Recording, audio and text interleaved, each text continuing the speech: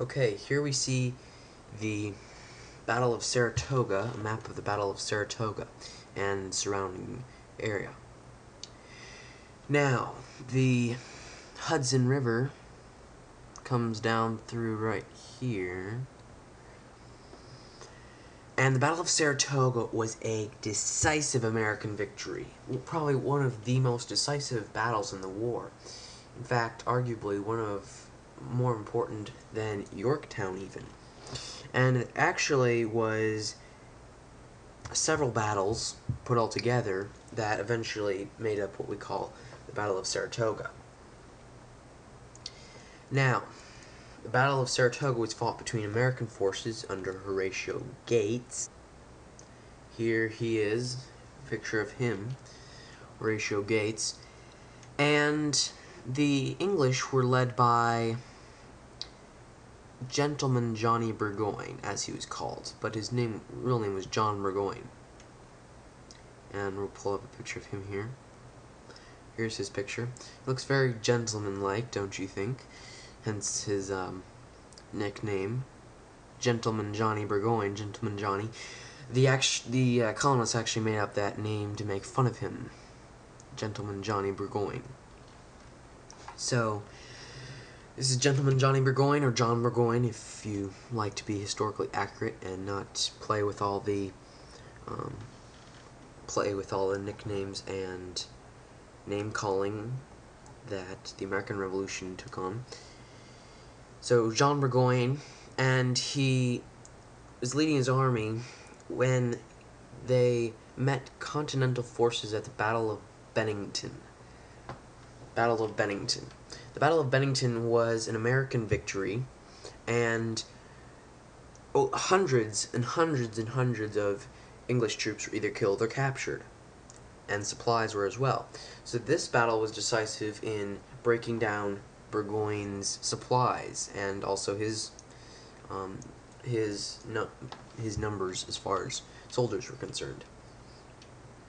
Another battle was again fought at Bemis Heights.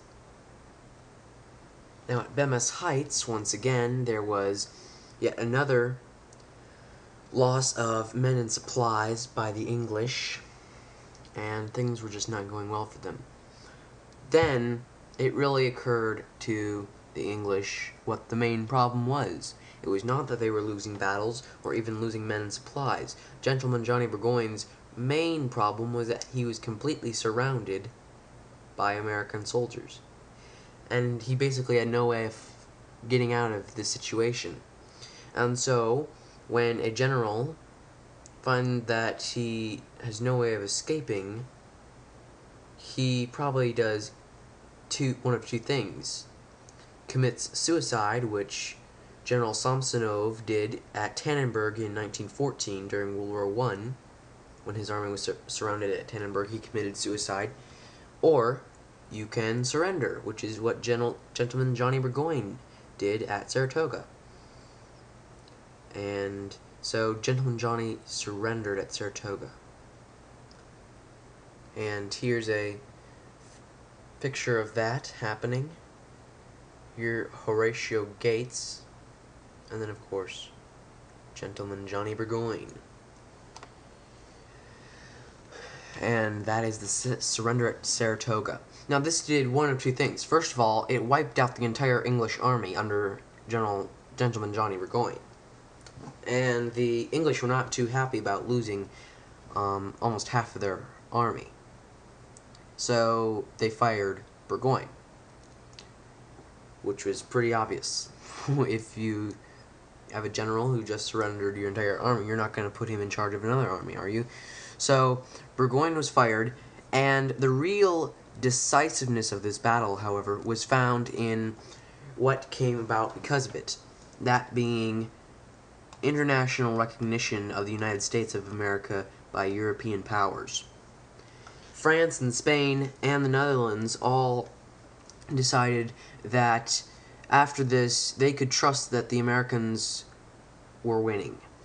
This battle really was the turning point in the war for American independence, and now the French, Spanish, and Dutch thought, you know what?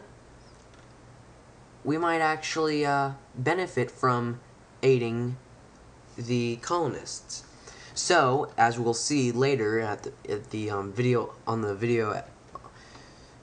the video on the Battle of Yorktown, France, Spain, and the Dutch all send aid in some form or fashion. The French actually sent troops and supplies over to the colonies, whereas Spain and the Netherlands were a bit more on the financial aid side of things, but nonetheless aided the colonists in their fight to throw off British rule. That is the main importance of the battles of Bennington, Bemis Heights, and Saratoga, and the surrender at Saratoga by Gentleman Johnny Burgoyne.